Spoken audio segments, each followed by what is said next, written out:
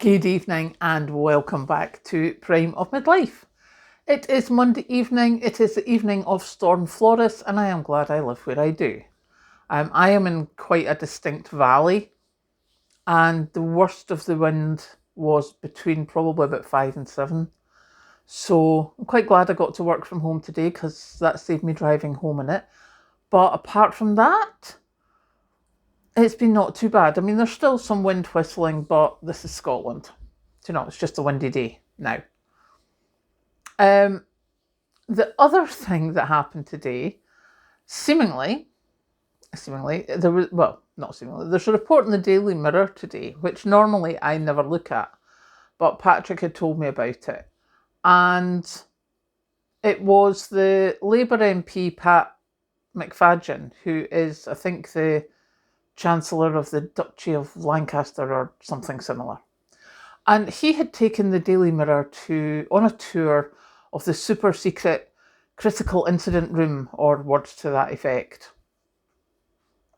And that's where they're doing a lot of testing and statistics and testing outcomes, etc., for if something dreadful happens, like another pandemic or like the big power cuts that they had in Spain and Portugal, things like that. I mean, there's tens of thousands of places without power just now throughout the country.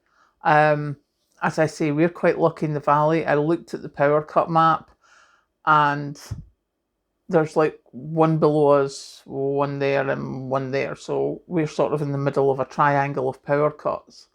So, as I say, quite thankful. But Mr. McFadden was saying that, Britain really needs to have this discussion about people having supplies on hand for just in case. And they did put the percentages in the paper or in the report, and I've completely forgotten them, to be honest. But I think I remember something like 22% have got more than 2 days' supply, and I think a teen, in the tens of percentage, have got nothing. Like they can't even get to the next day, sort of thing. And according to Mr. McFadden, the UK needs to start having a discussion about this, about being prepared in case of events like what has happened with the big power cuts in Europe, etc., etc. And as somebody said in the comments not that long ago, the undersea cable up to the islands had problems. And as I say, today there are thousands, tens of thousands of houses without power. But it seems to be, I normally look at The Guardian, Sky News, and sometimes the Daily Mail. That's my normal ones. And I didn't see a report about that on any of them. So it's obviously not a big thing for the government to be encouraging us to have some stores put away. He obviously said water, some food, batteries, etc. Get yourself a wind-up radio, stuff like that. But he certainly said that it's something that the UK should be more open about. And, I mean, don't get me wrong, obviously I think he's right, because I stock up quite regularly and have stash cupboards and stuff and things, as do a lot of us on the channel. And it's something that's been a few times I've seen that in the media now. Just little reports saying the UK should prep, or it should stock up, or it should have emergency supplies. Your house should have backup. And it's one of those things, it's a little report here, a little report there, but they're consistent. I would probably guarantee I've seen that at least 3 times, probably 4, over this year. So definitely something to be looking at.